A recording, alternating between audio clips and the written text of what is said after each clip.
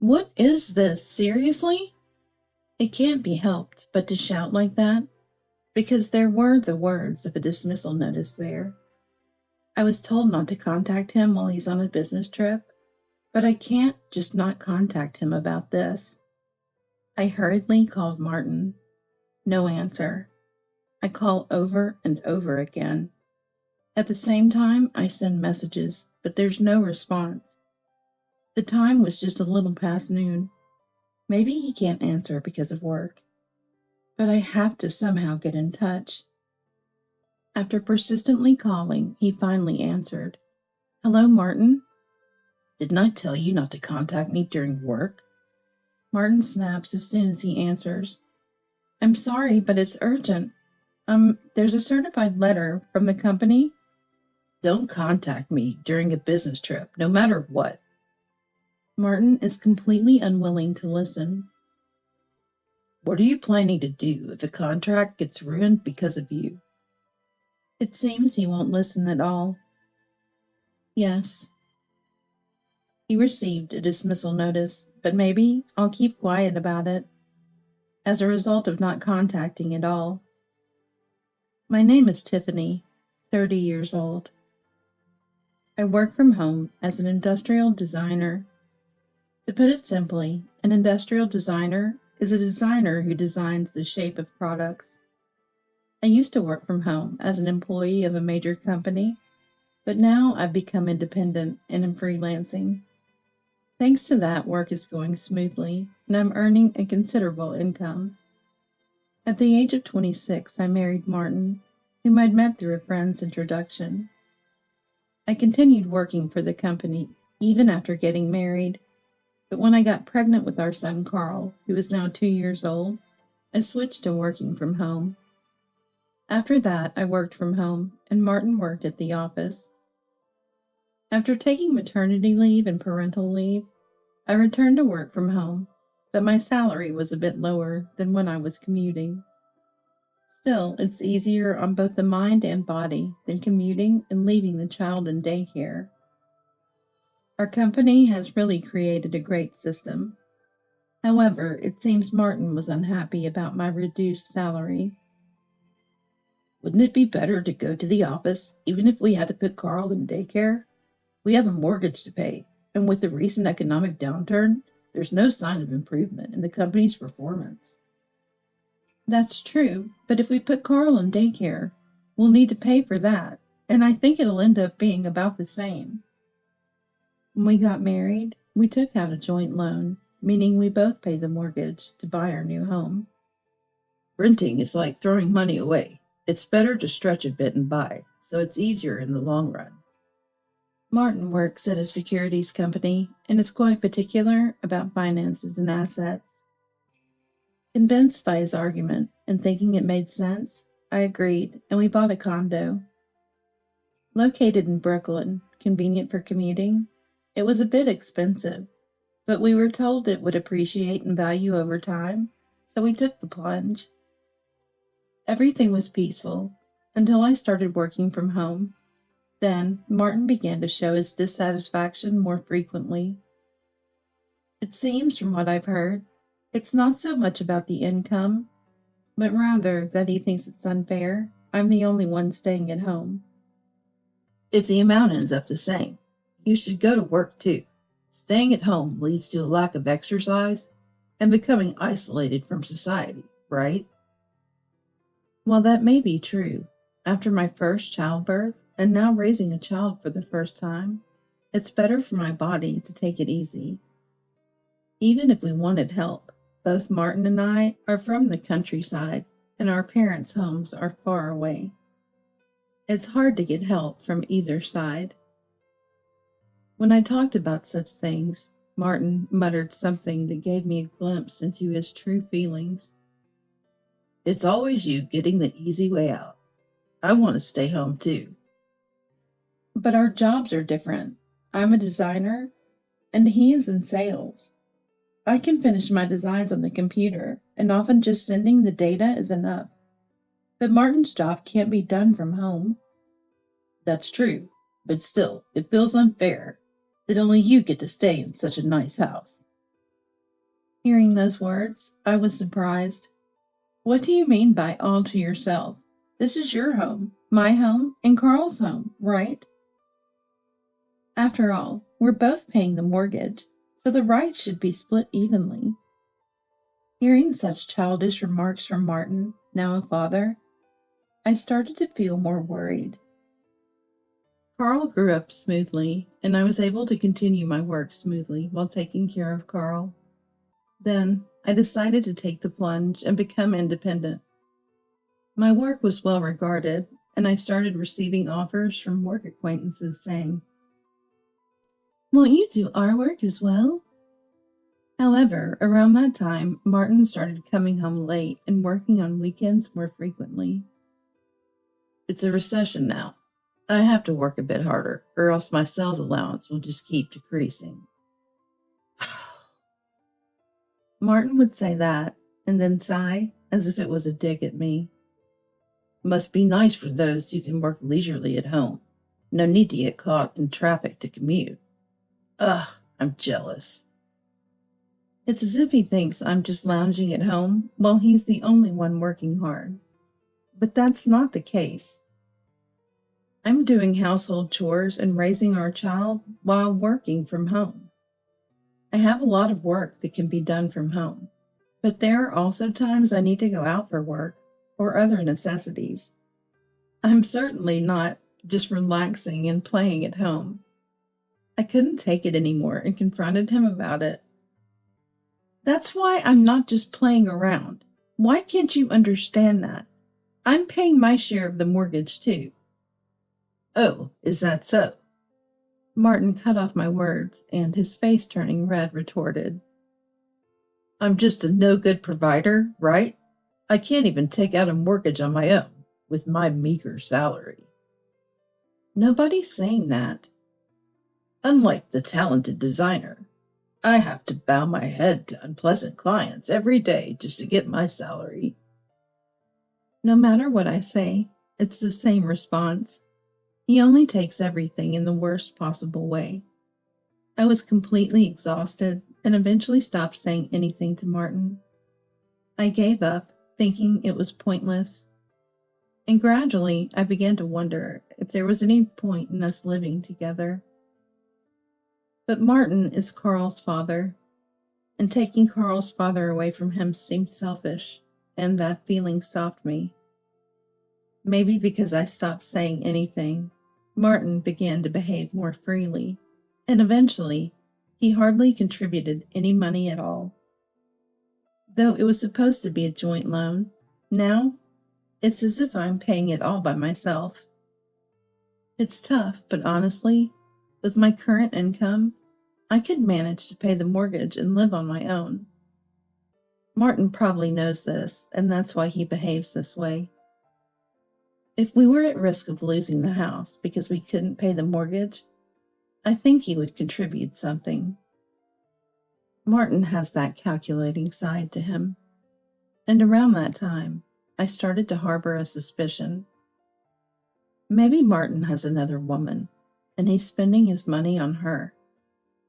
If that's the case, I'll have to make a decisive move.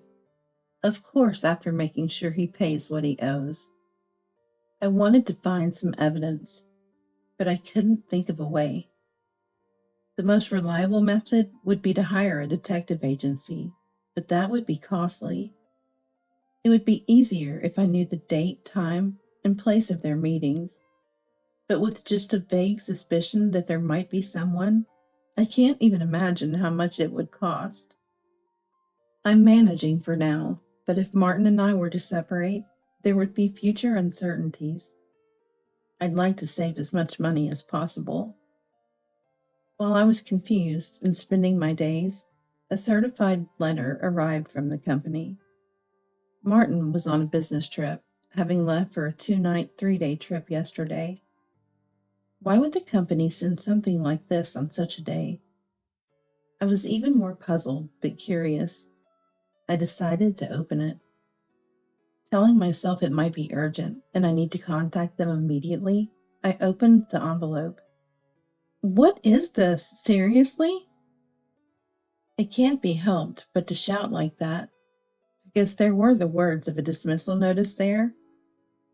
I was told not to contact him while he's on a business trip, but I can't just not contact him about this. I hurriedly called Martin. No answer. I call over and over. At the same time, I send messages, but there's no response.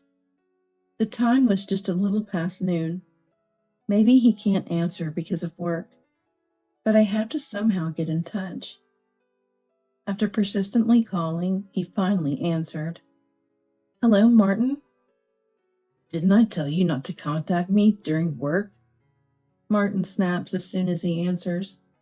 I'm sorry, but it's urgent. There's a certified letter from the company. Don't you dare contact me during a business trip.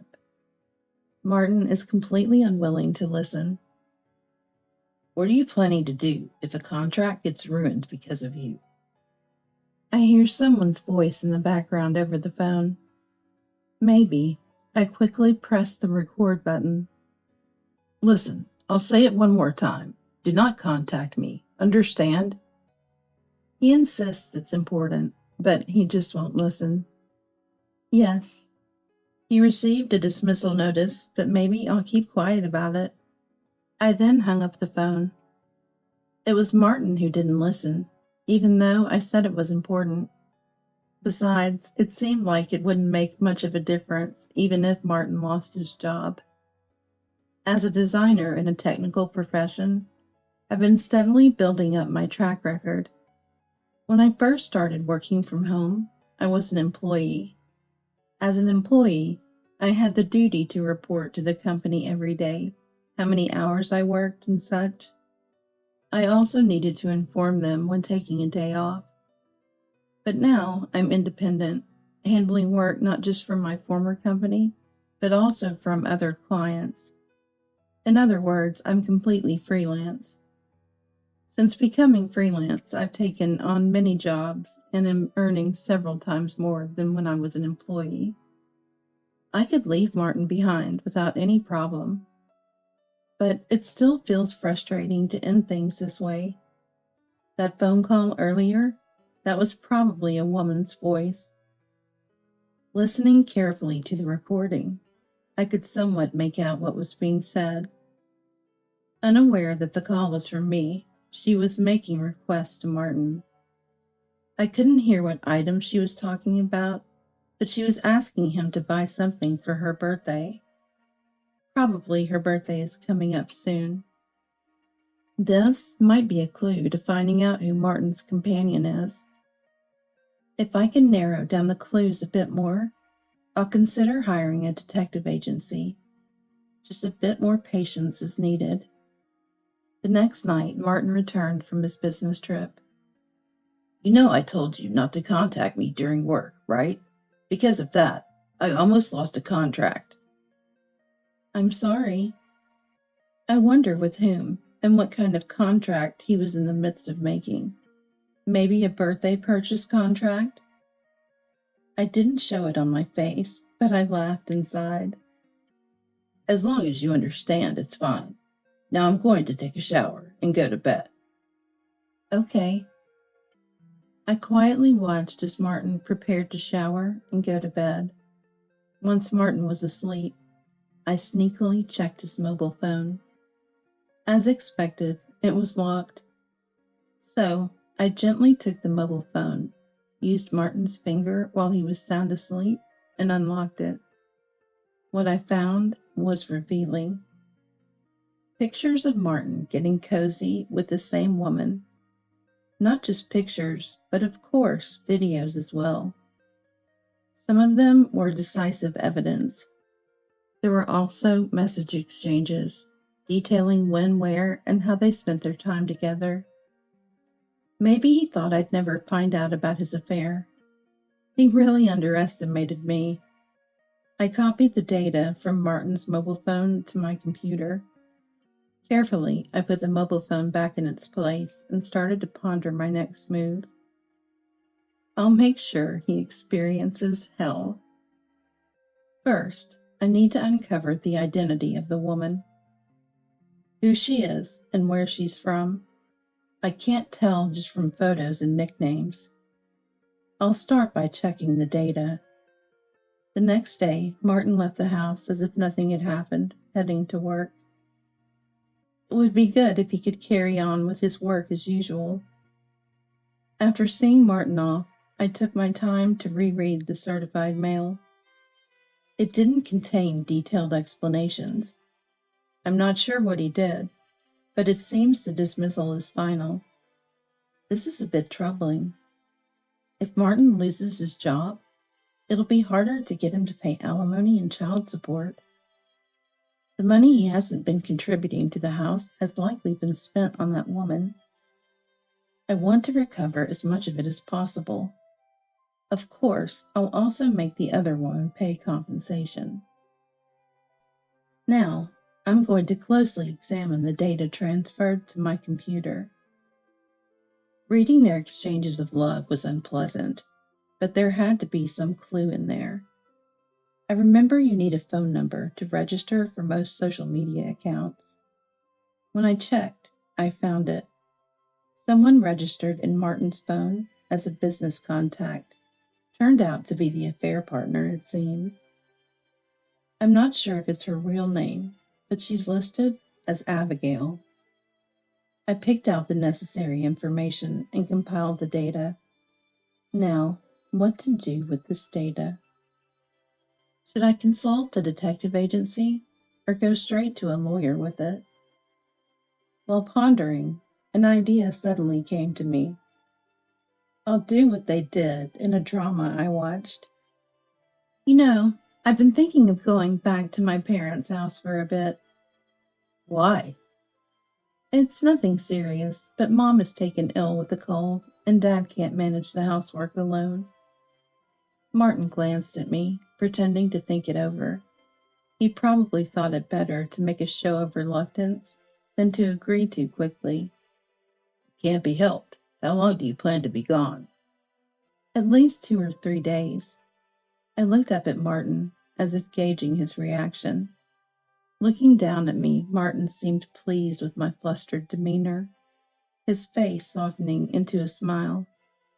Well, it's filial duty. Go ahead. Thank you so much. My demeanor seemed to satisfy Martin.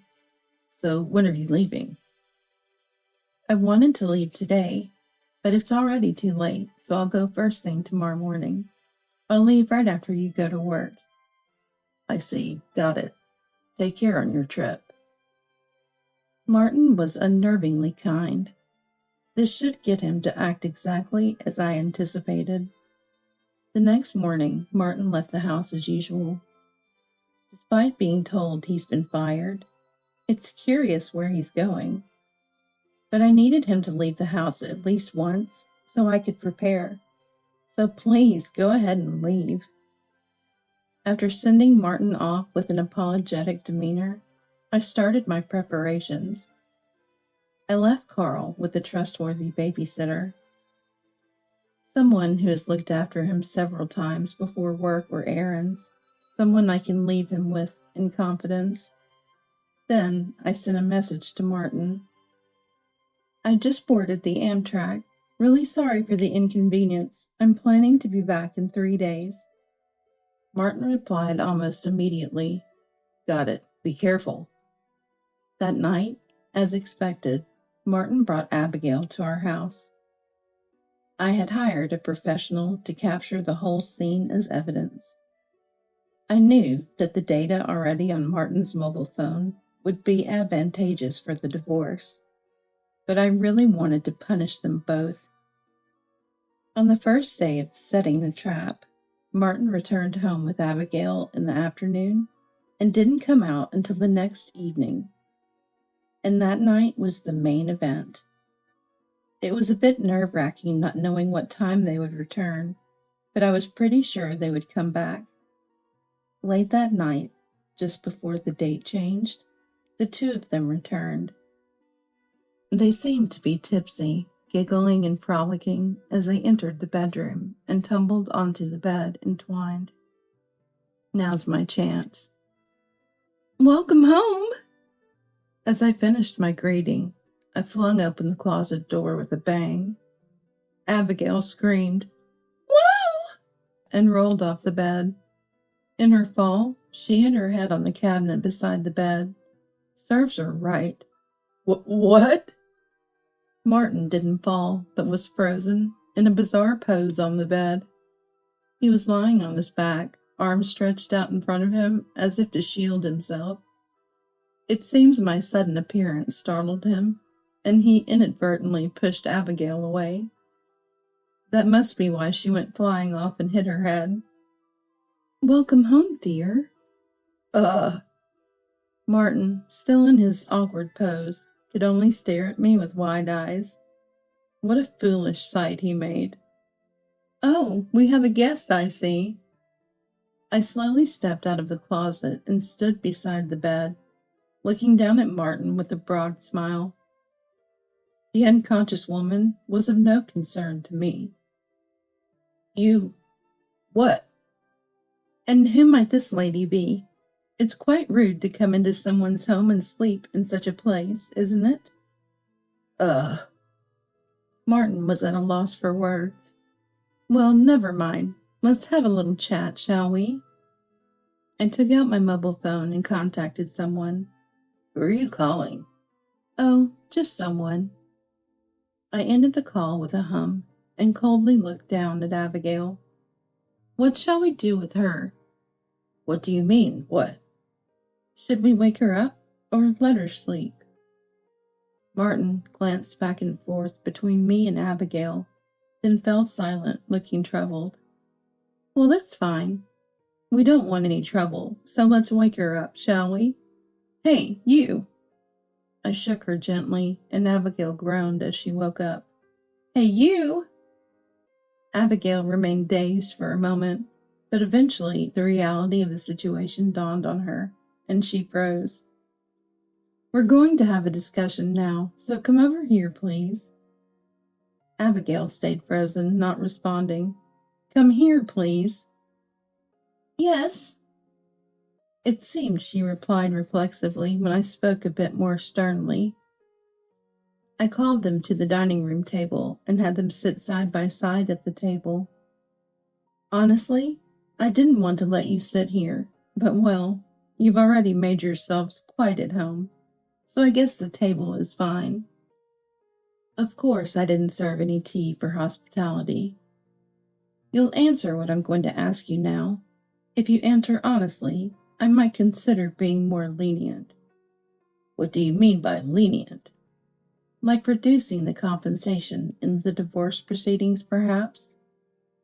Hearing the word compensation, I could see the color drain from their faces.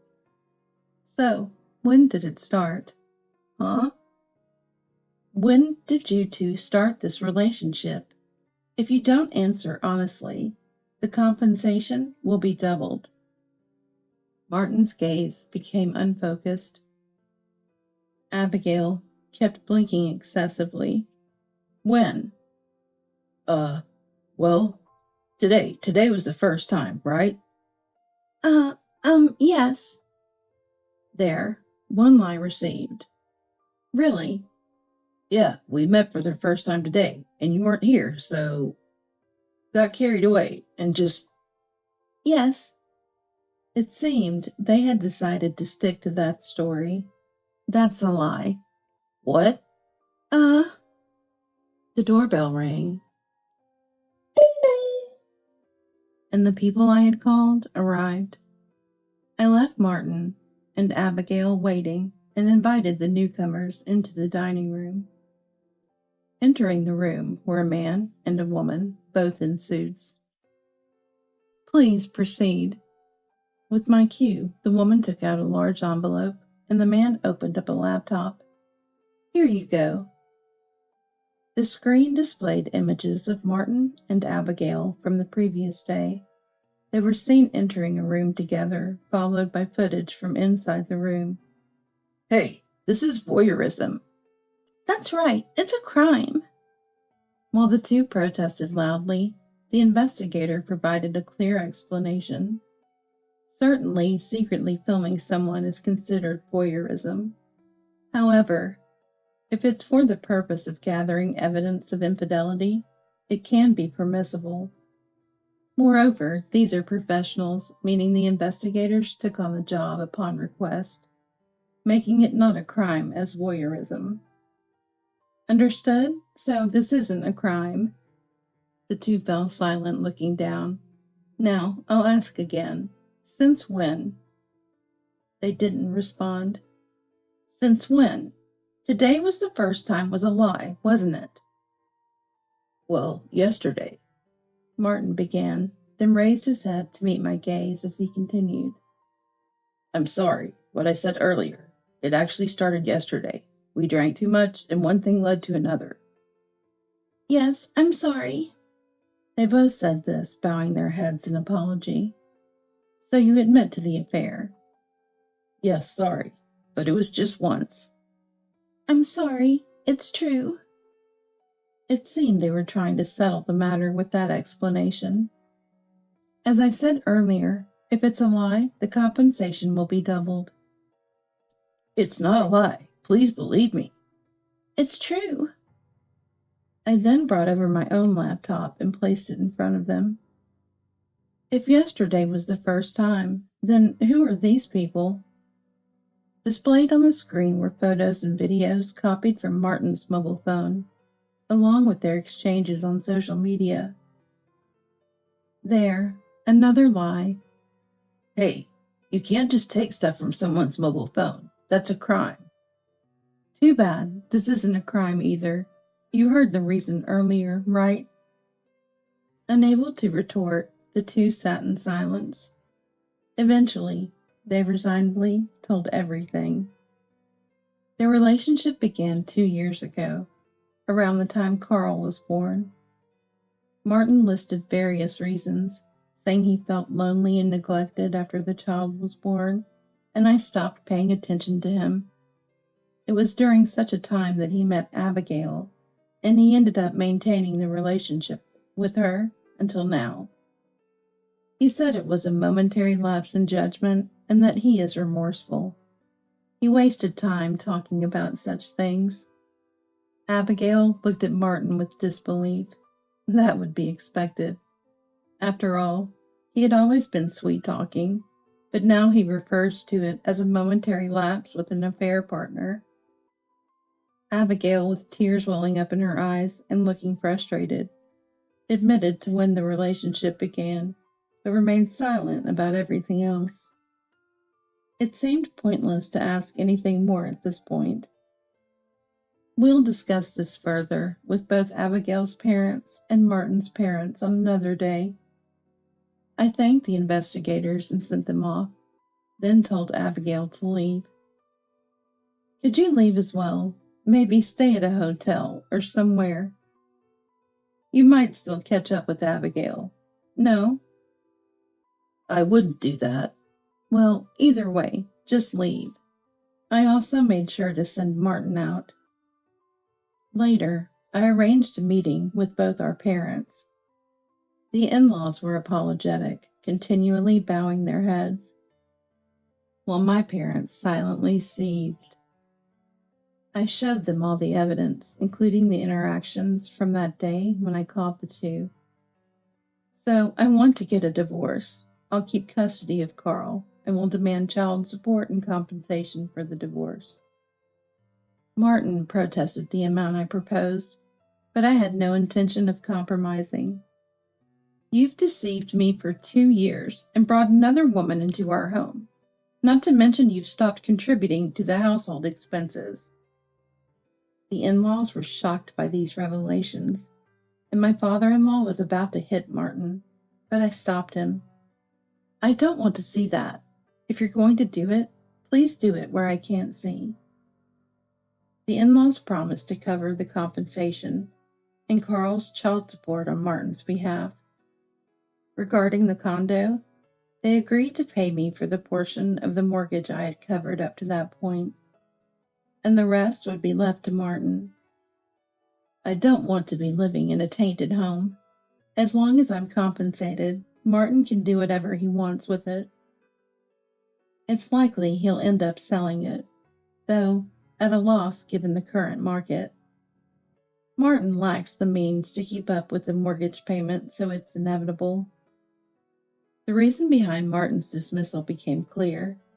He caused significant losses for a client, not just once, but repeatedly. I thought it was a sure win, but every trade I thought was solid turned out badly. According to Martin, he became resentful when I became a freelancer and my income increased.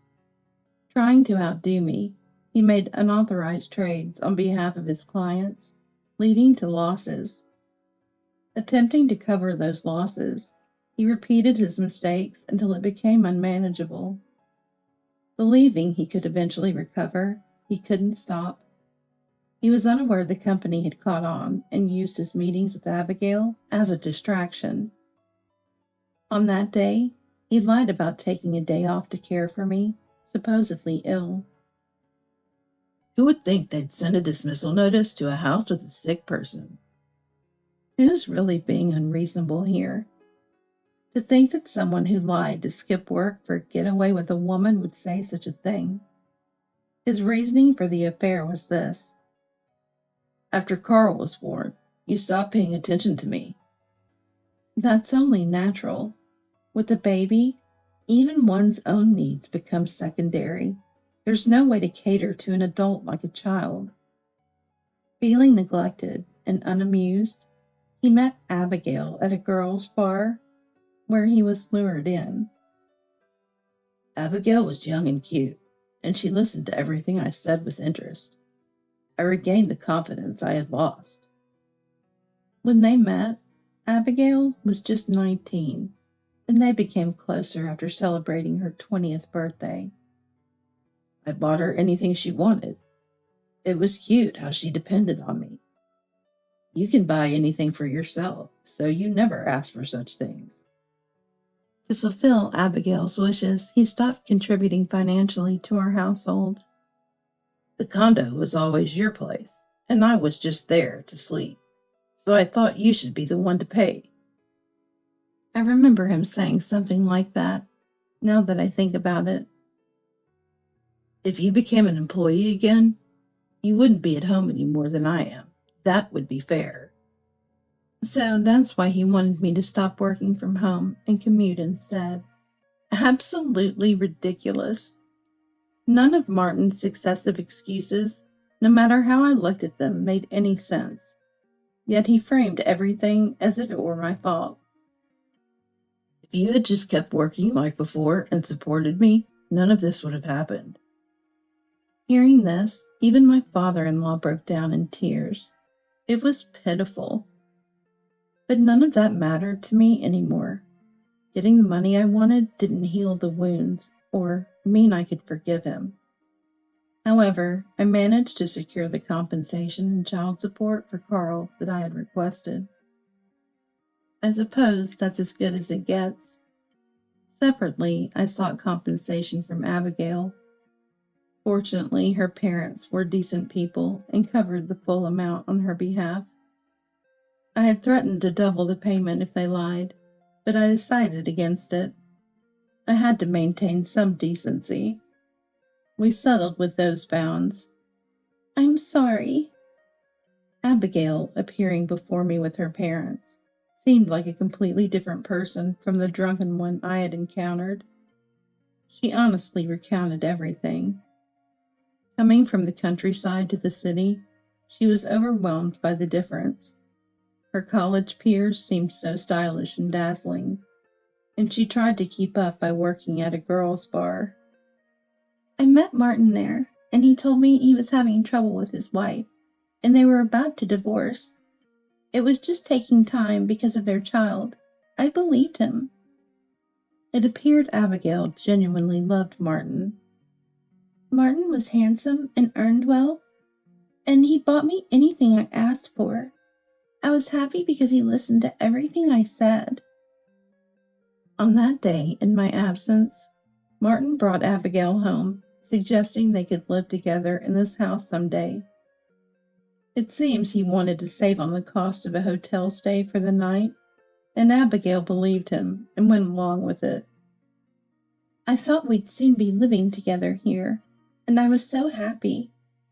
But then Martin dismissed me as just a momentary lapse of judgment. Tears welled up in Abigail's eyes as she spoke. That's when I woke up to the reality. I realized I was just being played. Her demeanor didn't seem deceitful at all. But I won't say I was deceived. I knew he was married and still got involved. It's my responsibility. I'm sorry. She said this, bowing her head along with her parents. The truth is unclear. Perhaps Martin genuinely cared for Abigail at some point, but in the end he chose self-preservation. That was the extent of his regard, it seems. A man who behaves so selfishly, seeking comfort like a child from even his spouse, blaming her for not catering to or elevating him, is not worth remembering for Abigail. Abigail decided to drop out of university and start afresh with her parents in the countryside. I plan to work and repay my parents for what they've covered for me as soon as possible. Though I once despised her, I now hope she finds a straightforward path in life and happiness. Martin was fired and sued for the damages he caused to his company, unable to pay them back. It was inevitable. His absences from work to frolic with Abigail were discovered, and he faced embezzlement charges. It wasn't just causing losses for clients. It was determined he used that money for leisure. He was found guilty, receiving a suspended sentence, but his future remains uncertain. I feel sorry for the good in-laws, but it's a just outcome. I returned to my parents' home, continuing to work while they help with Carl. Despite personal upheavals, my career thrives. Carl's growth is now my solace. I feel no need for a man in my life for now. Yet, just as I hope Abigail finds someone truly trustworthy in her new start, I too wouldn't mind meeting someone good in my life. Life is still long ahead. It's too long to stumble and give up over a single mistake. And I want to show Carl that I can walk forward, facing the future. I am determined not to become someone who, like Martin, takes things for granted and ends up losing everything. For that reason, I will keep looking forward and walk with my head held high, so that I never give up on any form of happiness.